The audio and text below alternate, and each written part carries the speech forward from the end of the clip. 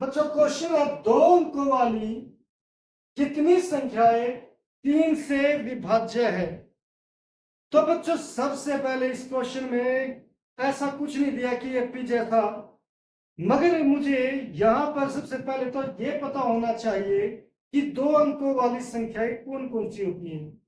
बच्चों जो दो अंकों वाली संख्या है वो हमारी कहां से शुरू होती है? 10 से।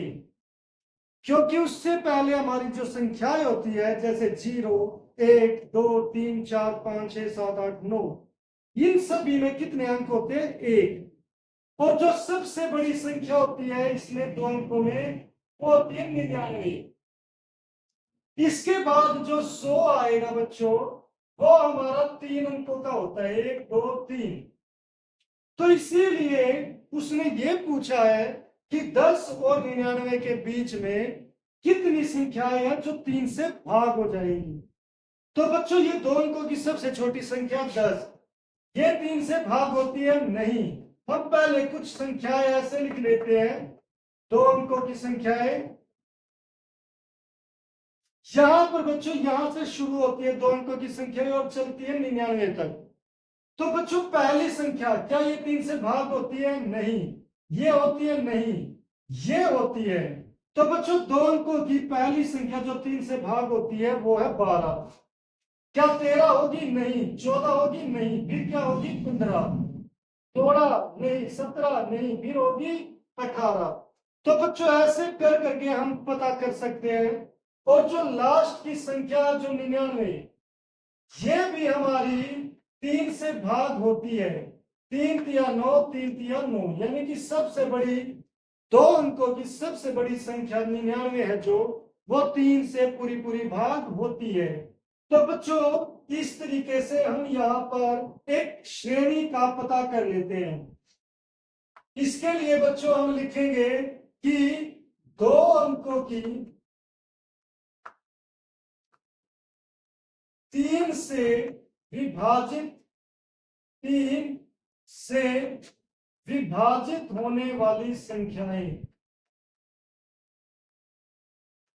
होने वाली संख्याएं है।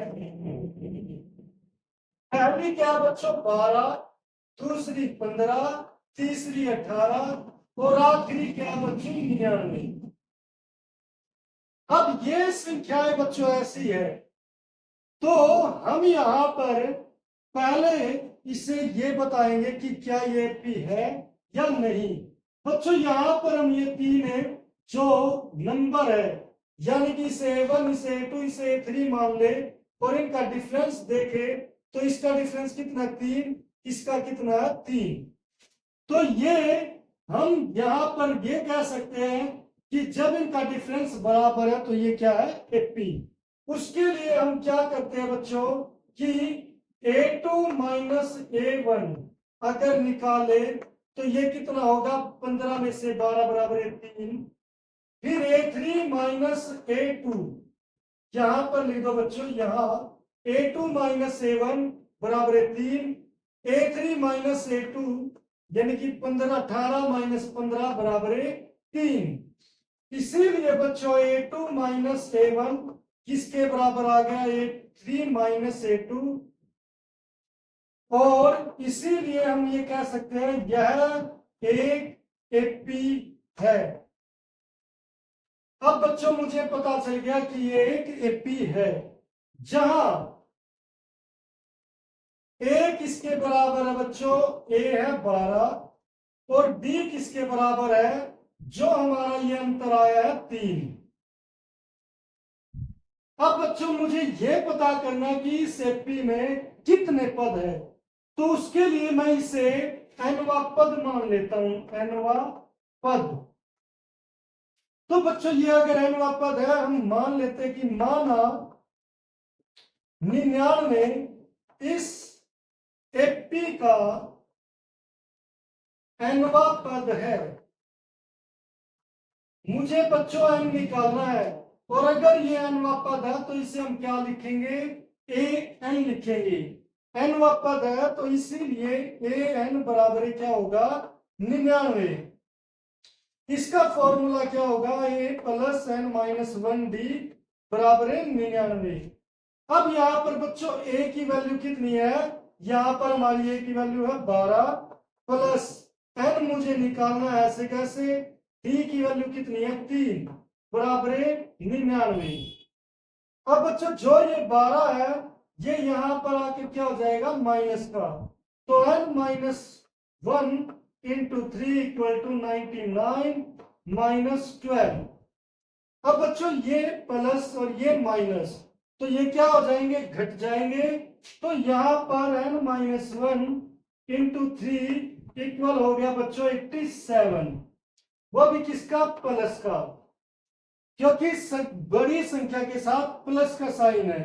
अब बच्चों यहां पर n माइनस 1 ये 3 इसकी गुणा में है, तो यहां पर आकर राइट हैंड साइड किसमें हो जाएगा, भाग में।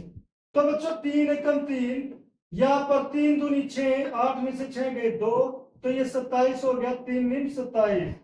तो बच्चों n माइनस 1 कितना हो गया 29। तो इसलिए n क्या हो गया 29, जो यहां पर माइनस का वो इधर आकर प्लस का हो जाएगा, तो ये हो जाएगा 30। तो n की वैल्यू क्या आ गई बच्चों 30। तो इस तरीके से यहां पर 30 ऐसी संख्याएं हैं जो 3 से विभाजित हो सकती है, इसीलिए यहां कुल 30 संख्याएं हैं। हम यहां पर ऐसे लिखेंगे कुल 30 संख्याएं है। तो इस तरीके से बच्चों अगर वो कुछ ऐसे पूछता है क्वेश्चन तो हम इस तरीके से सोल्व करेंगे।